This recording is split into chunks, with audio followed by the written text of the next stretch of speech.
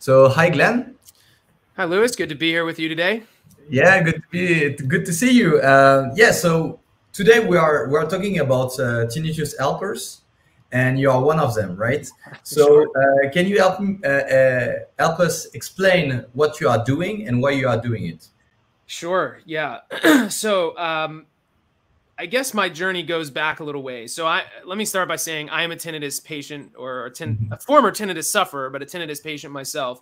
I've always had some level of tinnitus as far back as I can remember. When I was a very young child, I remember hearing like a high pitched sound when it was silent. And I didn't know it wasn't normal for a long time.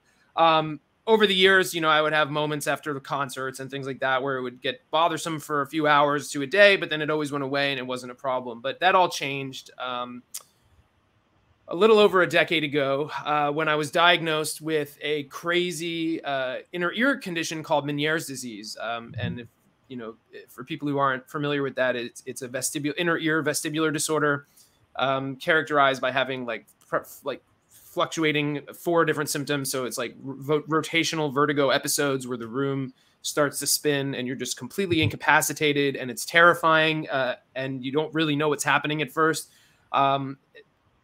Constant sort of like dizziness and disequilibrium, very loud tinnitus and tinnitus spikes, fluctuating and progressive hearing loss, and then a feeling of like intense fullness and pressure in your ears. And it was, when I was diagnosed, I had gone back to school. I was finishing up, and I was 24, and I sort of I was about to embark on my life, and then this chronic illness dropped in my lap, and I thought my life was over. Like I had no hope.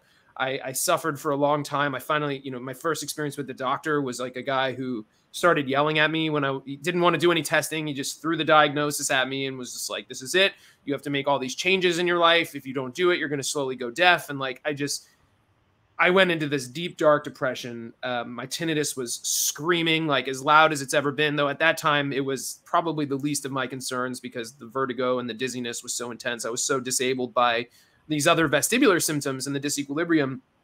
And it wasn't until a few months later when I got in with a neurotologist, which is an ENT that is like subspecialized in treating neurological conditions in the inner ear. And they're the ones that tend to know a lot more about treating and diagnosing Meniere's and other balance disorders, where I got a completely different take, where he was just sort of like, the changes you're making are good. Here's all sorts of different supplements and different treatments we can try. Here's some medications we can try. If that doesn't work, there are surgeries. Like, let me tell you about some of my other patients who are doing well. Let me tell you, like I can put you in touch with them. I think you're going to be okay. There's no reason to expect to go deaf if we can get ahead of this and you can stop having these vertigo attacks like it sounds like you're already starting to do. There's no reason to think you'll just lose your hearing. And until that moment, I was completely hopeless. I had no concept of a life where I might be okay. Like I thought I was just going to be disabled for the rest of my life. And just, it was this deep, dark depression and hopeless feeling. And this doctor painted a picture of a world where I might be okay. And I didn't even know that was possible until he told me that. Like my first doctor certainly gave me no indication that that was going to be possible. And it changed everything for me. It set me on this path where I started fighting with everything I had and trying everything I could to get my health back. And over probably like a 4 to 6 month period, I put the pieces back together and I started managing really well and living a good life. And, for years, I did nothing with that knowledge. I just kind of integrated back into the world. And, like most people do when they overcome chronic illness. And that's sort of part of the problem. It's like the people that are the ones talking about it are not the ones that have successfully, overcome their challenges, right? Whatever illness they're dealing with.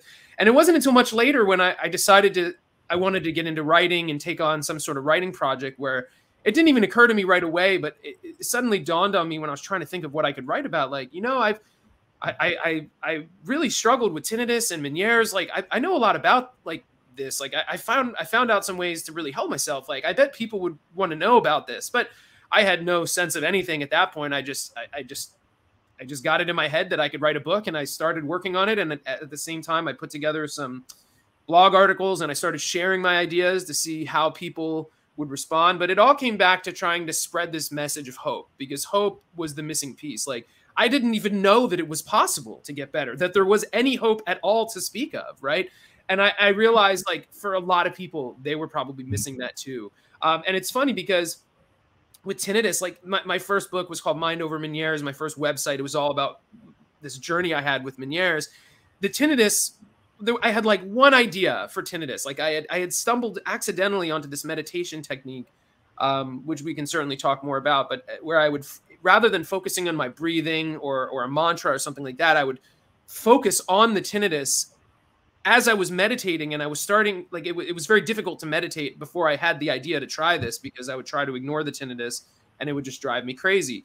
But I had this idea for the meditation, and it led to me getting better. Now, I didn't understand habituation. I didn't really understand what was happening to me at the time. But in my first book, there was one page about this tinnitus meditation technique, and I wrote one blog article about it. And over the years, I just got so much email and comments on YouTube, and like from people like talking about this meditation technique and how much it helped them. And when I decided to write another book, it dawned on me, like, okay, the universe is giving me a sign here. Way more people are struggling with tinnitus than with Meniere's. And at that point, this is 7-8 years ago now, I went back and I did a very deep dive into like what happened to me.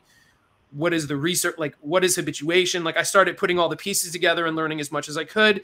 And I realized, like, this meditation technique, you know, for people who are just listening, hearing it sounds crazy, like, without knowing more and having ways of making it easier. But I knew it was going to be difficult for people. So I started trying to piece together different tools and strategies that could help people to make this more accessible and easier. And I went on to write my first book, my second book, Rewiring Tinnitus, and started the second blog, Rewiring Tinnitus. And slowly over the next, like, maybe year or two, that slowly became my predominant focus. Like, it made a big impact pretty much right away. People found it really useful. It was getting a lot of good reviews. And pretty quickly after that book came out, I started doing a sort of one-on-one health coaching program. And I called it Tinnitus Coaching. It was sort of like a peer support, tinnitus-focused sort of health coaching, where I was teaching these different meditation techniques and anxiety management techniques and relaxation techniques and coping strategies, masking strategies, all these different sort of pieces of the puzzle. And I started having a lot of success with it. And over the years, it just slowly built and built until all of a sudden this was my full-time career of helping people. And I never imagined it would go this way. I never foresaw this coming, but I wouldn't have chosen it any other way. It's very fulfilling. And I've now worked with nearly, or maybe just around 900 people all over the world over the last 7 or 8 years. And I've had a ton of success in helping people of all different walks of life and all different careers and lifestyles and different types of tinnitus. You know, what I always say is, like, with habituation, we sort of, you know, it's always important to try to figure out, like, if there is a physiological cause of your tinnitus or something that can be treated or worked on. But for most people, there isn't like an easily identifiable underlying cause, or maybe they can't find it, or maybe there's an underlying cause they can't do anything about. And so in those cases, it's like, you sort of have to assume, like, this is the situation we find ourselves in. We can't change that. And it feels like we're powerless, but we're not. You're never actually powerless. Like, it feels like you are. It's just that some things are within your control and some are not. And so my job is now showing people exactly where that leverage is, where their power lies, and helping people to habituate as quickly as possible using meditation and a wide variety of other tools. So that's sort of how I came to this work. It was a slow, organic process. That just sort of slowly came together, and yeah, it's been an interesting journey, to say the least. Yeah, indeed. And 900 people, that's a lot of people you help, right? Yeah. Yeah. So very, very interesting. But I think we need to talk about habituation, because there is, I think, a lot of question about this, and also a lot of, mystery, to say the least. And actually, there is, it's not mystery after all, because now we have neuroscience tool to explain that. Sure, exactly, yeah. But before, I'm really interested to ask you a question about your pathway. You know, so you say at some point that you were looking for information, and you met these ENTs that solved that problem. But before, I assume that you went on internet for looking for information. What happens at this time? Yeah. So what I went through was pretty stereotypical of what most people suffering from tinnitus and Meniere's go through. It's sort of a crazy journey. Like, and I'll speak about my own journey, and also like what I've seen over and over and over again with people all over the world. I mean, it's not even just a Western medical problem. Like No. literally people in every country I've worked with, like, and it's been all over the world via Zoom and Skype and FaceTime. And I'm seeing this everywhere. So like for some reason, a lot of doctors say there's nothing you can do about it. And I have some thoughts on this. They mean well. It's not, they're not trying to hurt people or you know, cause anxiety. But most of Western medicine is about like treating illness with like medication and surgery, right? And there is no magic medication or surgery for the vast majority of tinnitus sufferers. And so doctors mistakenly say there's nothing you can do. And in my opinion, it's like the worst thing you can say, because I believe powerlessness is like the core emotion of tinnitus, and like it amplifies the powerlessness. But anyways, people, I haven't found a single person in anywhere in the world who doesn't have at least one story of a doctor like this. I am no exception. I talked a little bit about that first doctor. And then, so I left that office that day after that first appointment, just totally broken, totally in the worst, darkest place in my head, like deep, deep, deep depression place. And of course I go online and I start Googling like, all right, well, you know, this doctor doesn't know, but like somebody must know. Right. But then you very quickly run into this problem where it's like, everyone else's doctor basically, you know, has an experience with a doctor who probably said something similar. So everyone else is feeling powerless. Everyone else is suffering, and nobody really has clear answers. And so you go online and you just, and like in those early days, I'm just finding case after case after case of like the worst suffering imaginable. Like, and as like the tinnitus informational landscape online is just terrifying. Like 98% of it is terrifying, right? Meniere's is even worse, like, because there's like more elements to Meniere's. That like the tinnitus, like there's all the stuff with the tinnitus and then everything else too. And it's like, everyone else is just suffering, and they've been suffering for a long time. And it just be like the message boards and the forums can often just be sort of become echo chambers of suffering. And you suddenly are seeing all these case reports, like everything conflicts with everything else. Like one person says this works for him. The next person says like, oh, this made my tinnitus worse. And like all of a sudden, like you get this image of the worst case scenario fixed in your mind. And you think like, oh my God, like not only am I powerless, everyone's powerless. And it gets so much worse than I could have ever imagined. And this was absolutely true for me. This is something I've seen in every single person I've ever worked with. There's like this progression, like you experience tinnitus. It's not torture immediately for the vast majority of people. Like you don't know what it is. Like a sudden sound is there. Maybe you heard a sound after a concert that one time and it went away. So you're not really concerned right away. Right. But then, you know, you see the doctor and he tells you, oh, I'm sorry. There's nothing we can do. You'd have to live with it. And now you're like, wait a minute, what? Like this is permanent? And then you go online and you just find case after case of just the worst suffering imaginable. And now all of a sudden, like the anxiety goes through the roof. The feeling of powerlessness goes through the roof. And this fundamentally like deepens the underlying obstacles that prevent habituation, which I know we'll talk about in a minute. But this is something I went through. This is something I've seen hundreds and hundreds of people go through. Like the whole finding help when you're a tinnitus patient is like climbing the craziest uphill battle imaginable. And this is true to some degree for like many other invisible and chronic illnesses. Like anytime there's a complicated, where it's not just cut and dry, like take this medication, you know, 3 times a day. Like anytime that requires like multiple doctors coordinating, like a multidisciplinary approach, dealing with like the psychological and emotional impacts as well as the physiological side of things. Like anytime that the picture gets complicated, like it becomes extremely difficult to find qualified help. And there are great doctors and tinnitus specialists and other coaches and people doing great work in this space. But from what I've seen, like it's the rare exception. Like the vast majority of people are finding doctors just aren't helping, or finding people like stories online that just amplify their fear and suffering. And it's a shame. I don't know how to, like, it just feels like the whole system is broken, and I don't know how to fix it. Yeah, absolutely. And so you pointed out to a great teaser here, because you say that it's impeding your ability to habituate, right? Sure, can you explain why stress and why seeing all of that impede the way of habituation, and what is habituation? Yeah. So there's a couple things to say, and I'm going to talk about this less in a scientific sort of way and more of just like trying to help people to understand.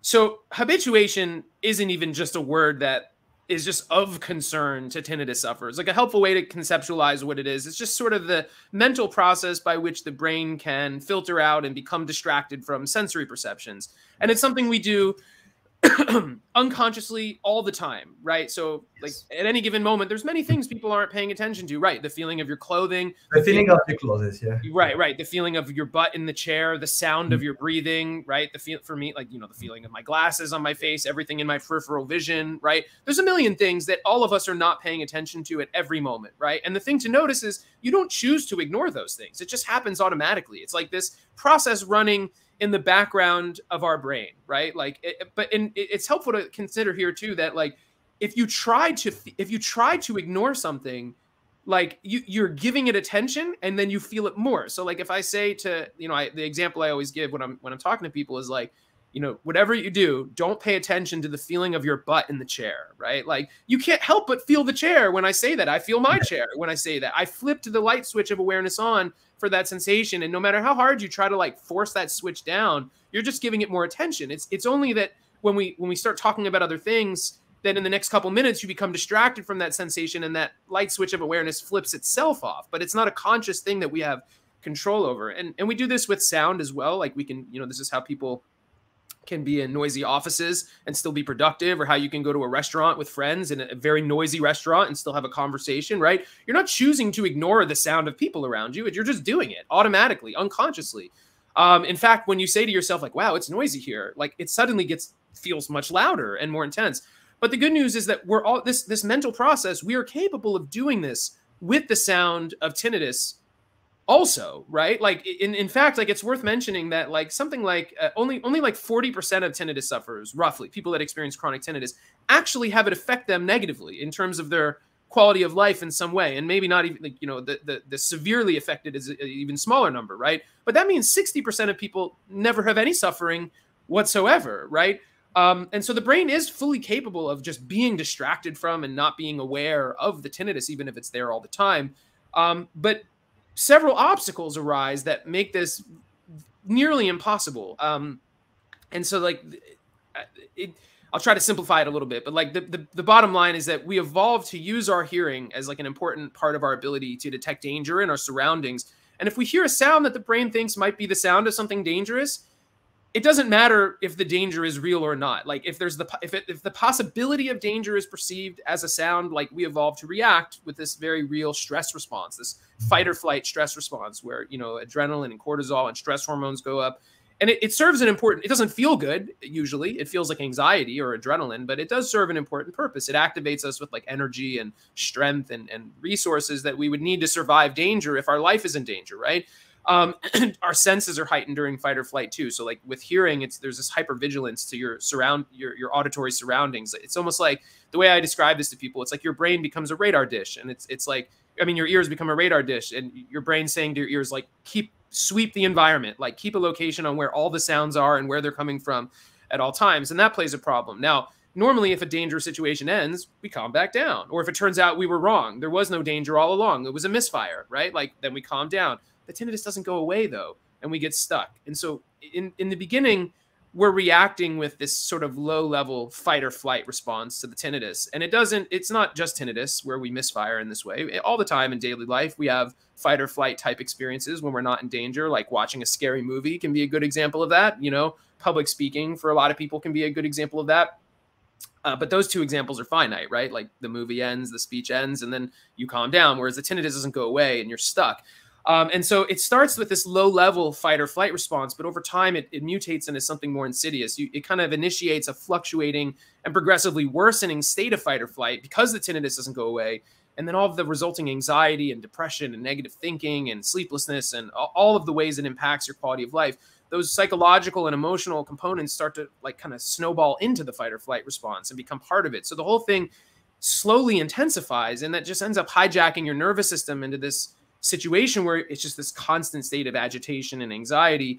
And then that just impacts every aspect of your quality of life. But this underlying reaction that's developed, this emotional, psychological, and physiological response that's developed unconsciously in the nervous system to the sound of the tinnitus can be changed. And it's the goal of all habituation strategies. And once you do, there's nothing about the sound that's hijacking your attention anymore. Like, so here's a way I explain it that I think is useful. Like, imagine you're sitting on the couch trying to watch a movie and you're enjoying the movie, let's say, for a minute, right? But then all of a sudden, like an explosion happens in the movie, and the movie does that thing that movies do where they play the tinnitus sound, after an explosion goes off or a gunshot goes off. And now all of a sudden you're thinking about your own tinnitus. You can't focus anymore. You're feeling anxiety. Everyone's instinct is to like try to push it away in that moment, right? Like to just try to push it away. But if you think about what's happening from the perspective of your nervous system saying like, hey, can you hear that? Like something dangerous is happening. Let's get up and go figure this out and deal with this. Like that's how the nervous system has evolved, to protect you from danger, right? It gives whatever it thinks is the source of the danger attention so you can survive. But you're saying to the nervous system, oh my God, go away. I don't want to think about this. Let me just watch my movie, right? And now the nervous system's like, what do you mean go away? Like we might be about to die. I don't know, like volume up, anxiety up, adrenaline up, right? Like all systems go. So we're reacting as if our life is in danger. Like this is all, it's not conscious. This is all just happening at the level of the nervous system. And we try to push it away and we fail because the nervous system is doing whatever it can to redirect our attention to the source of the danger, right? And this is how you would want your nervous system to react when the danger is real. Like imagine if it wasn't the sound of tinnitus, but the fire alarm going off in the middle of the night because your home is on fire, right? You would want to wake up from a dead sleep with so much energy and adrenaline that like you have your family in one arm and like your pets in the other arm and you're sprinting out of the house like Superman. Like that's how you want to respond to real danger, right? But that level of like resources are being driven into the brain and the nervous system, like just trying to avoid the tinnitus. So you try to push it away and you fail because you're clashing against the way your nervous system evolved to protect you. And instead you just feel more anxiety, more frustration, and more powerlessness. Like this is a good example of where that, like a microcosm of like where that powerlessness comes from. But once you change that underlying reaction that's developed in the nervous system, noticing the sound of the tinnitus is a lot more like hearing your air conditioner turn on if you're trying to watch a movie. Like, yeah, you notice the sound is there, but then you go back to the movie. You don't think, oh, that stupid air conditioner interrupting my movie, right? Like maybe you turn the volume up a click, but like it doesn't hold your attention for more than a couple seconds.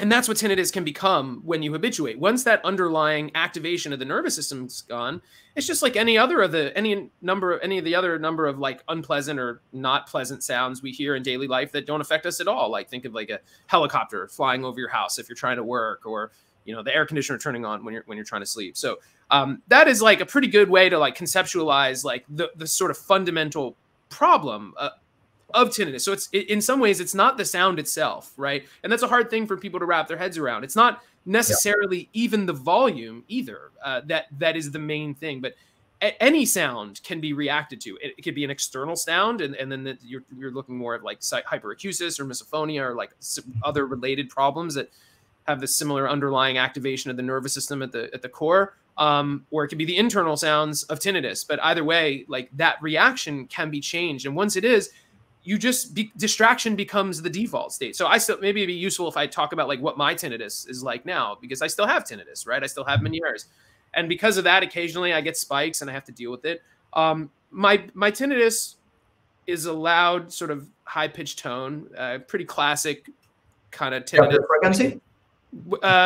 Roughly like around 3,500 hertz, roughly. I can't get it precise, but it's right around it's huge. 3,500, yeah. So like middle, not super high, not super low, like sort of mid-high frequency hit tone.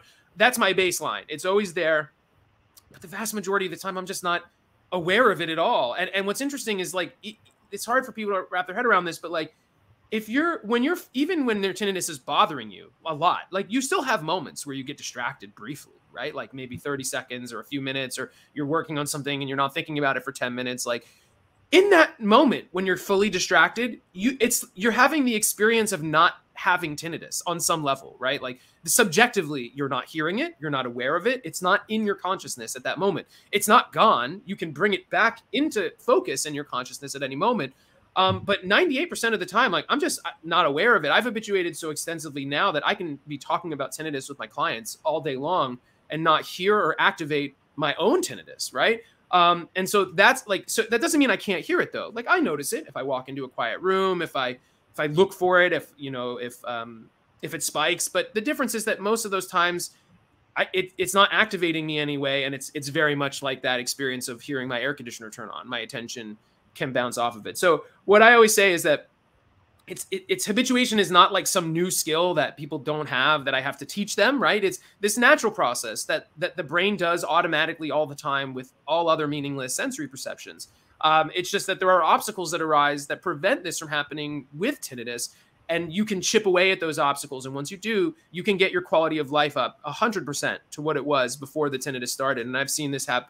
I've seen this play out like over and over again with all different types of tinnitus, pulsatile. It does some types of tinnitus can take a little longer, like intermittent tinnitus can be particularly challenging, especially if you're having days where it's like completely gone and then the next day it's loud. Yeah. And then, you know, that can be, you know, the more it shifts, it's the more of a moving target. But even in those cases, I've seen habituation occur completely. So I believe that everybody has the capacity to habituate by working on this. And I believe that actively working to habituate is the best way forward that can lead to not only the most but can you explain a bit what is active habituation? Because this is a question that arises often. You know, there are a lot of people that hear about habituation and they say, yeah, but there is nothing to do about habituation. So they feel hopeless again because they feel it's something from the brain that. Yeah, I'm happy to talk about that. That's a great question. So, okay, where I'll start is I'll say that the vast majority of people will habituate eventually doing nothing. Just given enough time, most people reach some level of habituation and find ways to cope. You know, my feeling is that you can get to a much greater level of relief and more durable, lasting place of relief by actively working to habituate. And we'll talk about that in a moment. But it is true that given a long enough period of time, most people, probably like 95 to 98% of people will habituate to some degree eventually, doing nothing, just waiting around, hoping for the best, right? It could, you know, on average, it's probably like for 6 months to a year. It's maybe 6 months to 2 years. It's like average I've seen for this, you know, for natural habituation, doing nothing. Only if the negative emotion are managed. Because if you have a negative emotion that is unmanageable, you can't habituate. This is the problem that we don't only have on tinnitus, but it's all on post-traumatic disorder. Yeah, you hit the nail on the head. Work on the emotion linked to the stimuli first. Yeah, I always tell my clients, like, tinnitus most closely resembles PTSD. Like, it's useful to treat it as an emotional and psychological challenge rather than a physiological one. Like, that's where we have the leverage. Now, I agree with you, but I've also seen like very severe cases where just like given a long enough period of time, like just and when you talk to people like this, most of the time they can't explain how or when or why it happened. They just look back and they realize that at some point something gave and it was a little bit less bothersome, and then it's like a trickle turned, you know, built over time. Now, so most people will habituate naturally doing nothing. But what I always say is you don't have to just wait around and hope for the best, right? Especially if you're really suffering. And so, but what I mean by like active habituation is just actively utilizing some sort of protocol to create the emotional, to eliminate the negative emotional and psychological patterns that have become wrapped up into the tinnitus and fight or flight patterns like that are preventing habituation, that are hijacking your attention over and over and preventing you from being able to become distracted. And the protocol, the meditation-based protocol that I teach is by no means the only strategy. Like tinnitus retraining therapy has been around for more than 3 decades now. This involves like in-ear level masking usually with hearing aids combined with cognitive behavioral therapy. It's helped countless thousands of people over the years. And that what's so crazy about that is like, why doesn't every ENT know that? Like why doesn't every ENT and audiologist know about tinnitus training therapy? Like, let alone anything else that's happened since then. But like it's been around for 3 decades. Like, it's crazy that they don't all know this. But anyways, there's acceptance and commitment therapy, there's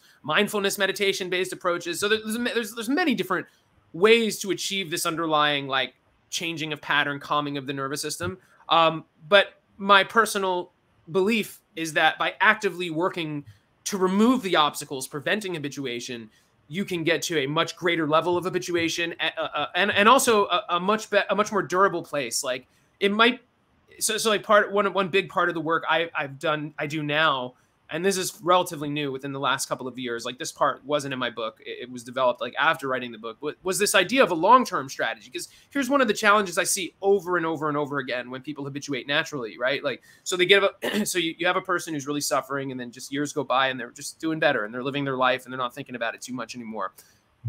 That's great. But then if something happens that causes a spike for that person, and here's the reality, like life happens. You can't control everything, and you never know if you're going to get blasted with a sound or an injury or a medication side effect or something very traumatic or anxiety provoking happens. Like who knows what, right? There's a million things that can make tinnitus spike.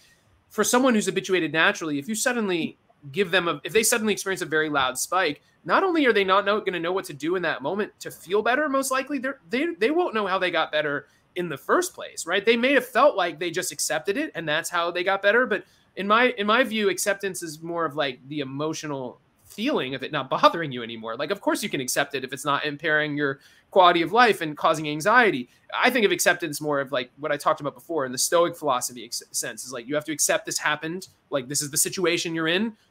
Some things we can change and some things we can't. Let's stop worrying about the things we can't change and focus all of our energy and attention on what we can. Like, that's how I view acceptance. But anyways, so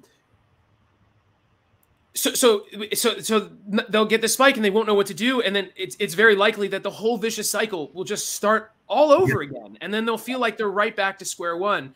And so like, I've now been like, over the last few years, like been developing like a long-term strategy of like tools and concepts and thinking so that like, if something happens if and when, most likely when something happens in the future to one of my clients who is successful in habituating, like not only that causes a spike, not only will they know what to do to like immediately like what tools to use to like minimize the stress and discomfort of that situation, but how to just remain habituated when it's all over and not feel that powerlessness like come back. So in my opinion, like working to habituate is always the best path forward, though the vast majority of people just do eventually get their quality of life back. It's important to say that, because when people try, like sometimes people will try one habituation strategy and it doesn't work for them, and then they feel completely hopeless, like, oh, it didn't work, I can't habituate. When, you know, I always say, just keep trying. Like there's other strategies, there's other things you can try, other therapies, other approaches, right?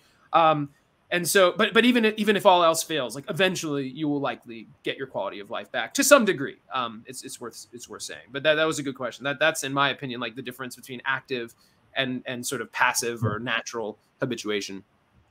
Yeah, for us and for our data we have, we started to tag tinnitus as a chronic disease, of course, but with sake of crisis. And which is completely counterintuitive because it's a permanent, and usually say, oh, suddenly my tinnitus gets much louder. Yeah. But people are not really sure. But suddenly, now it's part of their life. It was there for decades, and suddenly it's renewing their life. Yeah. It happens specifically when you have a trauma, psychological trauma, or an accident, or a sound trauma. And what I want to say to them, habituation is still a process for helping you actively seek relief, but doesn't impede your approach to also look for other medical treatment. 100% true. Like, and that's something I always encourage people. Like, and here's the truth. Like, so with pulsatile tinnitus, sometimes that could be caused by like a dehiscence in the semicircular canal, like a hole in the bone or a thinning of the bone. It can be caused by like a vascular issue if the veins are like too close to the auditory nerve. Like there's all sorts of reasons, like physiological reasons that can cause pulsatile tinnitus. And some of them can be completely reversed with surgery, right? Like, so that's important to know. Or like if somebody has hearing loss and like, even mild or moderate, but especially severe hearing loss, and they have tinnitus, like hearing aids can often give a pretty big jump in coping. Like in my experience, it's not, I think it depends on how deep into the downward spiral someone has gone in terms of like, and where their head is at and emotions are at, like depending on how much like immediate coping boost or immediate relief they get from putting in hearing aids. But sometimes you put hearing aids on a person that has tinnitus because of hearing loss, and it's like you just snapped your fingers and like 95% of the problem disappeared, right? Like I've seen that. And then other times, like it's just a little bit better coping. And then sometimes it doesn't feel like it helps nearly as much as in other cases. But you're 100% right. Like it's always work. You need to look into the physical underpinnings. Like, remember, tinnitus is a symptom, technically speaking, and not a condition itself. And there are many different conditions that can cause tinnitus, right? So sometimes it's injury or like musculoskeletal problems that can be, you know, worked on in physical therapy. If it's something like TMJ, like getting proper TMJ treatment from a neuromuscular dentist, like who understands the connection, can cause the tinnitus to go down or go away. So like there are some causes of tinnitus, but what I, in my experience, like maybe not most, but a lot of people never can figure it out completely, like what happened in their case. And even when it seems cut and dry, you never really, it's like, it's hard to know, like, was this like the thing that caused tinnitus, or was this just the final straw that like brought forward tinnitus that they were already predisposed to and was very likely to happen at some point soon anyways? Because I'm sure that's true in many cases also, right? Like what I always say to people, like, it's very important to protect your hearing in loud environments. This is something that nobody's educated on, in my opinion, like anywhere in the world, not nearly enough. And so, like, you know, you go to concerts and nobody's wearing hearing aids.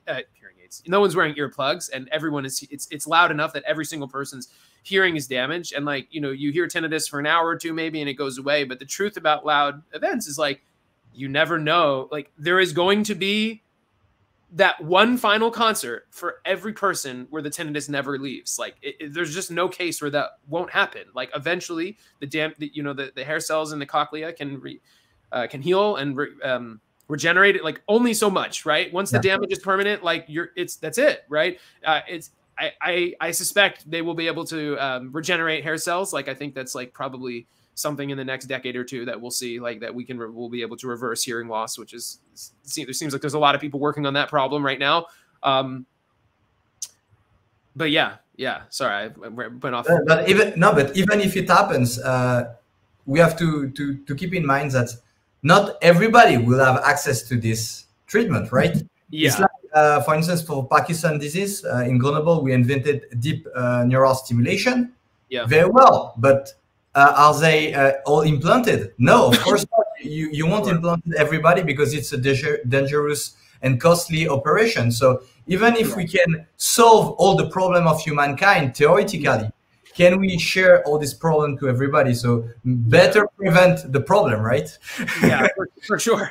Yeah. Also, like, it's because you see a lot of like really amazing headlines. Like, there was a study recently that combined like a weird combination of, like, I think it was like intratympanic steroid injections and facial nerve blocks, and like it was just some sort of like weird, like, this was one group, and they were like reporting like significant reduction in tinnitus or abatement of tinnitus. And it's like, it's interesting, but like, there's no clinic where you can have that done. There probably won't be anywhere anytime soon, right? Even like some of the, my feeling is that long before there's a cure of any kind, like a universal cure for tinnitus, which seems like, I don't know how, I mean, there's just so many different types of tinnitus and causes of tinnitus. It seems like that there's going to, any one cure will not cure everyone, and most likely that's my intuition. But even I think like we're going to see results with like sort of like what I would consider like technology assisted habituation protocols, right? I think even though if it's not exactly that, like I consider all these like bimodal simulation devices, like the one that Susan Shore is working on at the University of Michigan. Yeah, exactly. And then also the neosensory, like these are interesting, though it doesn't seem like it works for everybody, though they do seem to have some interesting results. Like, and so, if you're like, so even as cures come out, like I have a very strong intuition that like a lot of sufferers will, like, to your point, will either they won't have access to the treatments that may help them, or they'll be priced out. Like, I think the Meniere is like several $1,000s, which I don't know if maybe it's covered by insurance. I don't know, but regardless,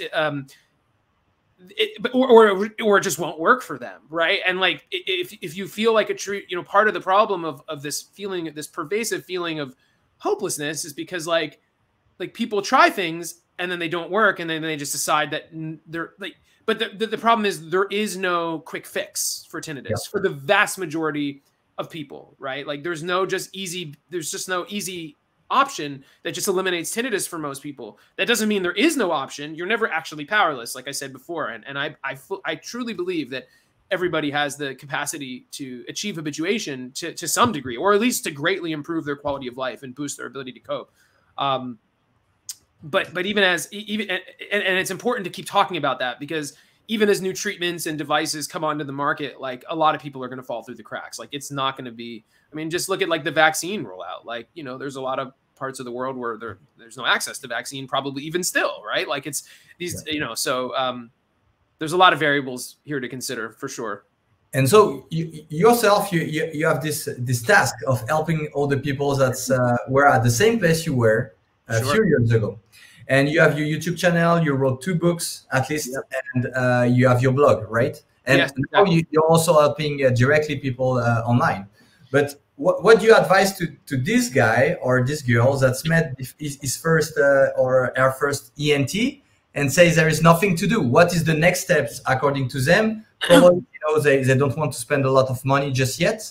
But what do you advise? And should they good look on the internet for a solution, or? Yeah, well, it's a good question. So, well, one, I would say, like, you should try to find a doctor who actually understands what they're talking about. Like, if you can, like, you know, like that, it makes a big difference, although it's not always possible or easy to find, right? Like, but that's always should be step one. And then, so what I guess I'll answer this question like what I say to people, they reach out to me with that question, right? Presumably interested in my approach and my work. Step one is always to try, like where we have the most. So I always start with introducing with my clients. I always start by introducing these meditation techniques, though they can be difficult. I've created a lot of tools to try to make it easier as well. We talked when I mentioned that like technology assisted habituation. I'll give you an example. Like, so this, and we can talk more about the meditation techniques if you want to, but I have like audio. I have an audio album that I created that features this technology called Brainwave Entrainment, which is this like very sedating, mind-altering audio technology. And people have no idea that you can induce like a very deep state of sedated relaxation with this audio technology just by listening to sound with this technology embedded into it. But you can, and so I created like guided meditations, so people don't have to memorize or learn anything. The meditations have background noise for masking, and there's different options to choose from. So we're going to cover, you know, we cover as much of the tinnitus volume as we can, so that they're not focusing on it at full volume in a quiet room, which is much more difficult, right? You know, if you can cover 75% of the volume of your tinnitus with music comfortably, you know, like now you're only focusing on it 25% of its normal intensity, right? And then the audio automatically sedates you. Like it will automatically put you into a sort of meditative state, like that deep state of relaxation, regardless of whether you've tried to meditate or not before. And it doesn't matter that you get to that state artificially. You get there while you're doing the guided technique. So it's a way you don't have to get good at meditation necessarily first. You can just get started. But so the meditation takes time. Like that's not like an immediate. How long? Yep. How long? Yeah. So that's a good question. On average, I'm working with somebody for like 2.5 to 3.5 months. Like, so with my program, like for the vast majority of people, like that's enough to get them to a place where their quality of life is significantly better. They don't need my help anymore. They're doing everything they want to be doing. Are they 100% habituated or like 99th, 100th percentile? Like I consider myself, not always, sometimes not always at 3.5 months, but more than far enough along on this progression that like they no longer need any help. Like they're coping great. So on average, 2.5 to 3.5 months. But if I had to distill, like break my strategy down, we use, because most people are just trying to avoid the tinnitus at all costs, right? Yes. Masking 24/7. You know, when they're anxious, they do whatever they can to calm down, and then some people get very like the depression aspects of it take over. You go inward and become like avoidant and, you know, socially isolated. But a lot of people are just go, busy, like stay ahead of it, distracted all the time. But if that's all you're doing, you're just avoiding the problem. You're just coping. It's like you're running on a treadmill, right? Like it's going to catch up to you every day. Like you're not going to keep that energy up all the time. Problems get worse when we avoid them. This is true of emotional problems, psychological problems, and physiological problems. So I introduced these techniques where the idea being that you're getting into a state of calm while focused on the tinnitus in this very carefully controlled environment, right? And this is something that won't happen naturally, right? When you're either distracted from the tinnitus and not thinking about it at all, or hearing it and it's bothering you. There's no third option where you hear it and feel like anything even remotely resembling a positive or pleasant emotion or emotional state. But the meditation slowly allows that experience to happen. It doesn't instantly erase all of the negative patterns of anxiety and negative thought patterns and behavioral patterns and all the fight or flight and the vicious cycle that's built up. But over time, like, you can slowly create this counterbalancing positive set of associations. And I think that's why it works fast, is that, like, you're not just trying to decrease the negative pattern, which we are, you know, it does, but it's actively installing like a positive association, right? It's like there's something really powerful about this positive reinforcement mechanism. I don't know what exactly it is or why that seems to make habituation happen quickly with this protocol, but it's something I've seen like over and over. That's my best guess. But it takes time. So really the best thing that anyone can do is, like, you want to start trying to calm the nervous system down in as many different ways as you can, from as many different angles as you can. Like, that's always where people have the most leverage. That's generally like where I'm the type of tools that I'm teaching people early on. So like, I teach people like different ways to try to catch yourself when like the anxiety is building up, like with a spike, and different like tools and relaxation techniques to calm yourself quickly. Lots of anxiety, like breathing techniques and anxiety, different anxiety management techniques, working on like the body as well. Like taking like the, you know, leveraging the mind body connection of like working to like relax the muscles, like massage techniques, like that sort of like hot baths, you know, craniosacral therapy, which Julian is big on, and acupuncture, anything that can just calm the body, calm the nervous system is useful. And then a variety of different ways of like improving coping. But like really, so really it's my protocol is like summed up like this. We use meditation techniques to introduce this very controlled environment where you're actively giving it focus and no longer just avoiding it all the time. And as long as that piece of the puzzle is in place, then the rest of the time we do whatever we can. I do whatever I can to make someone more comfortable, more relaxed, more masking. Like masking, it's not, sound therapy is not like the main thing that facilitates habituation in my strategy, like it would be with TRT, though I do recommend it for everyone. I consider masking like the lowest hanging fruit on the coping tool tree. And what I've noticed, I'm actually working on a whole big post about this like right now. Like what I've noticed is that most people don't have the right idea about masking. Like a lot of people feel like it's going to become a crutch that they can't live without. So they just rather not use it. And I think that's not, I think the more you use it, the quicker you'll get to the point where you don't need it. It's like the opposite. Also, like, I think sound quality matters. Like that's something that's not intuitive. Like white noise out of a cheap little, you know, portable white noise speaker is going to be garbage compared to like an actual high quality white noise machine or algorithmically generated white noise out of like a high fidelity speaker. Like there's a huge difference in like effectiveness when like sound quality matters. And then also finding the right sounds, right? Like you don't have, you know, I know audiologists are big on like white noise and broadband noise and things like that. But what I always tell people is like, find a variety of sounds that really do it for you. And to do that, like, there's YouTube, so you can spend a few hours looking, and when you find it, YouTube, there's apps, there's incredible apps with hundreds of sounds. Like, and it's a lot of work, like especially for people who have sound sensitivity, right? Like a lot of people, like 40 to 50% of tinnitus sufferers have some degree of sound sensitivity. Sometimes it's at the extreme, you know, I consider it hyperacusis, but not always. But most people have some degree. And if you have severe sound sensitivity, it's a huge challenge. It's like a tightrope walk, because on the one hand, most sounds are going to be unpleasant and aggravate the sound sensitivity or aggravate the tinnitus or make you feel uncomfortable. What I found is that I can't think of a single case of a person I worked with who had hyperacusis where we couldn't find at least one sound. It would take a long time to find the sound that did it for them, right? But there's always something they can listen to. And so just finding like the right sounds and just keeping them going. Like it's all about trying to not stop avoiding it with meditation, and then the rest of the time avoid it, because then it's no longer avoidance behavior. You're giving it attention during meditation, and now we can just work to boost quality of life in the meantime, because the meditation, all habituation protocols take time. It's not just my protocol. Like it all takes time, because the negative pattern becomes so deeply ingrained into the brain and the nervous system. It takes a long time to overcome those anxiety patterns. It's a lot like PTSD, right? Like I always tell people, like a tinnitus, like when somebody's suffering from like real true PTSD, right? And they have like, let's say not a flashback, but like a PTSD where they're like dissociated and like actually feel like they're in the trauma again. But like one where just a more typical reaction where like the emotions of it are activated. Like it feels like it just happened, right? Like that sort of like PTSD episode. In that moment, like that person may have been working on their PTSD for a year, and like they might have been doing better and better, and they might have had a great week that week, right? But then all of a sudden something really triggers a massive upwelling of anxiety and stress and activates the memories. And in that moment of suffering, that person may not, they might not only remember that they had a good day yesterday, they may not remember that they've had a single good day since the trauma occurred. It just feels like despair and blackness in every direction, like forward and backwards, like you're just lost in the ocean, like land is nowhere in sight, right?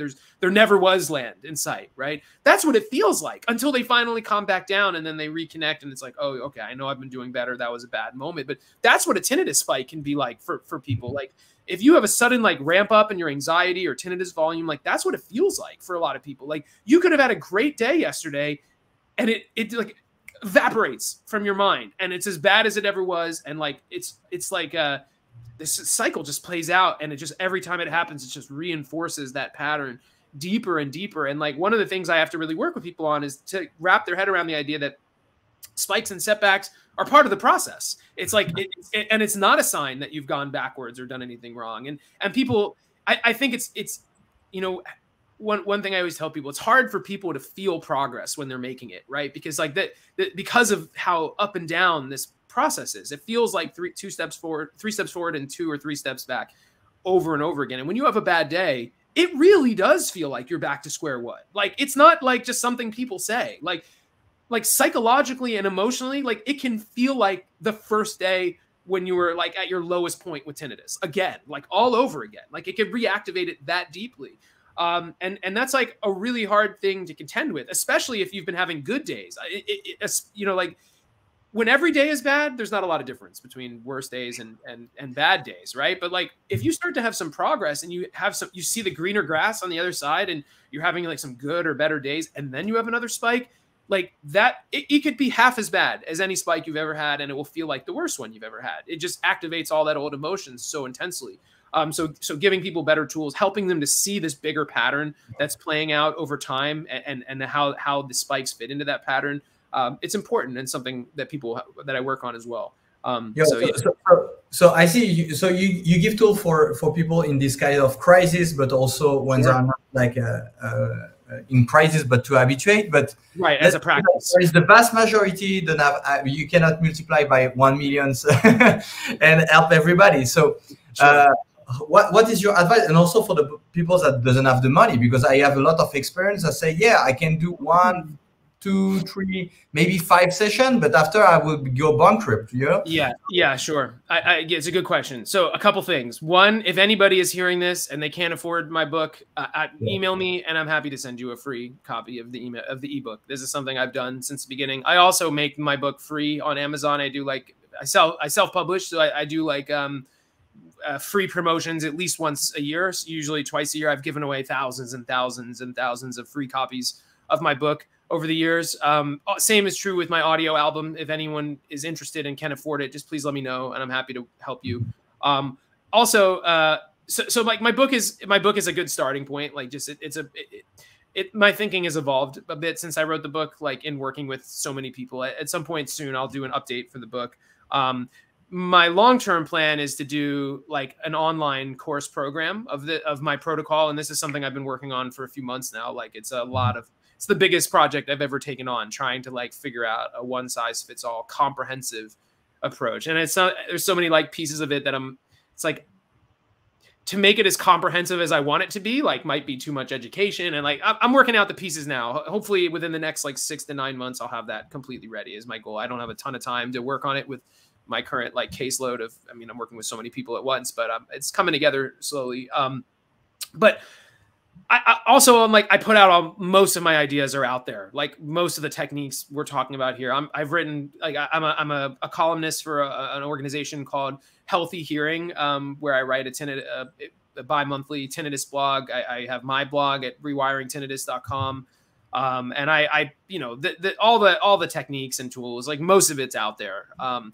Freely available, and I'm willing to send free copies of my work to anyone that can't afford it. But it is a problem. Like people get priced out. I wish I could help more people. Like I've thought about doing group coaching. I've thought about different ways to do it, but it's hard too, because like people get into this place where they're like, when you get into the mindset of like you have to find the cure, like you're going to try one thing for a few days and then one thing for a few days, like it's always better to just like, if you're going to try something, like commit, try it for a while, and then if it doesn't work, you try something else. But like bouncing around is never like a viable option, because all of these habituation strategies do take time, and it can at minimum it's going to take a few months. The good news though with all habituation, or at least what I've seen and what I tell my clients, is like, if you're let's say like in the progression, like you're starting here and I'm up here, like, you know, much higher up on this continuum, like you don't need to get to where I am to feel better, to have like you start getting better like here on the graph, right? Like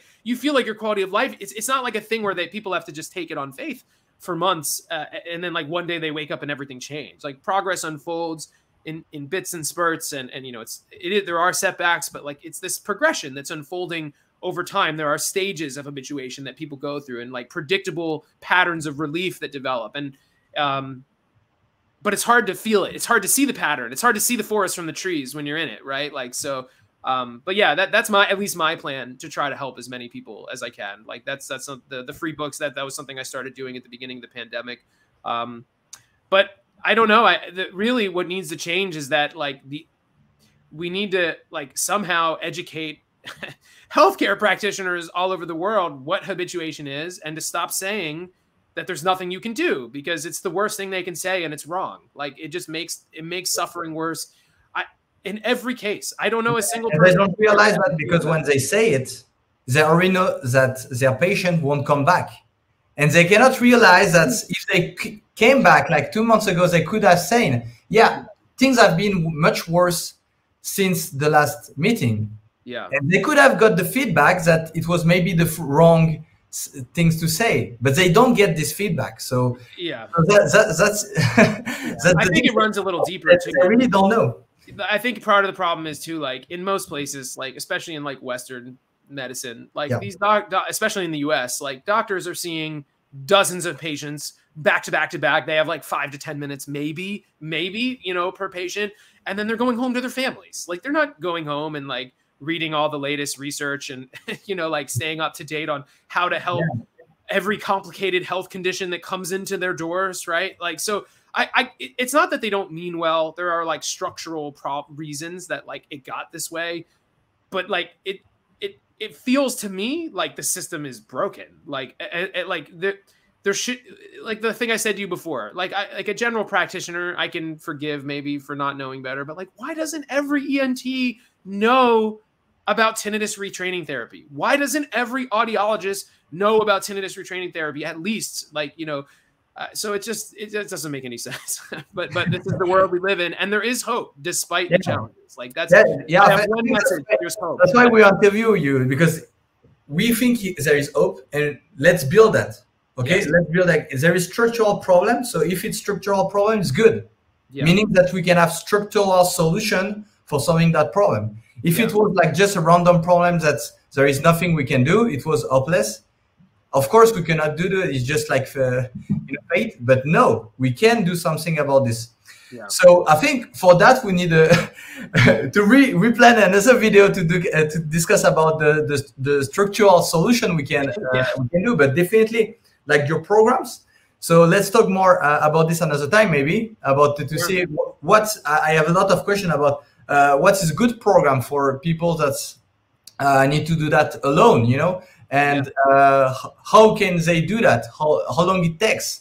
And there is a lot of effort to do, you know, still it's a lot of work. So sure. Yeah, absolutely. And like, just one final note, like, so the vast majority of people that come into contact with my ideas and my approach, like have just read my book and never reach out to me. Like infinitely more people have read my book than have interacted with me in any capacity, one-on-one over social media or via like, you know, these one-on-one sessions where I can get like very hands-on, very personalized like protocols. But like my book is like has a protocol in it, right? Like it's evolved. Like it's not the what I can do one-on-one is like far more involved and personalized, obviously, than what I could achieve in a book. But like most people do just get my book. The ebook I think is like $8 or something US, and and are able, and again, I'm willing to send it for free, and I make it free all the time. So like it's meditation is free. Like I don't want people to feel like they need to buy anything or do anything. Like you can meditate, masking you can do for free. Like most of these,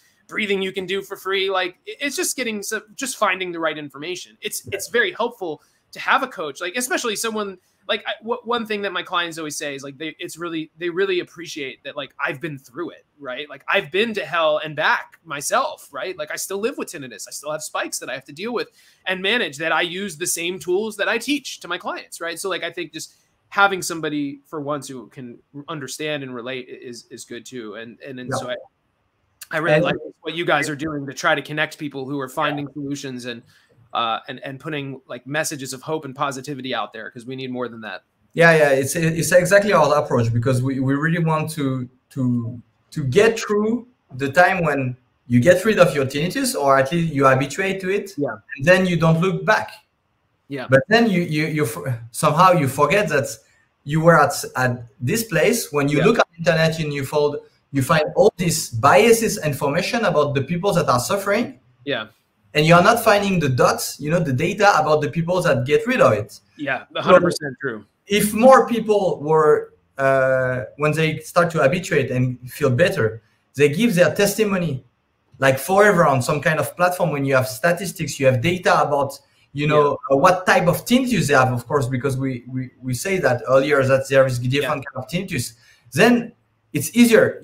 Maybe you will forget. You don't need to, update this data, but this data is available. It's available. Well, I'll take that a step further. Like I have this feeling. Like imagine, like I have a feeling like if we could wave a magic wand and like just over in an instant, doctors stop saying, even if they didn't know better, like if they just stopped saying there's nothing you can do, you just have to live with it, and started. I don't know. It's a good answer. I feel like people would, there vast untold quantities of potential future suffering would be eliminated. Like I can't tell you how many people I've talked to where they were doing okay until the doctor said that, right? And it's like, like how many doctors have to tell you there's nothing you can do before you just give up hope altogether, right? Like I don't blame anyone who's given up hope, right? Like if that's if that's the starting point, and then you go online and all you see is negative reports, like of course you give up hope. Like and then you just, and there's like unscrupulous actors too. Like how many supplement companies are out there like trying to tell you that there's like some magical,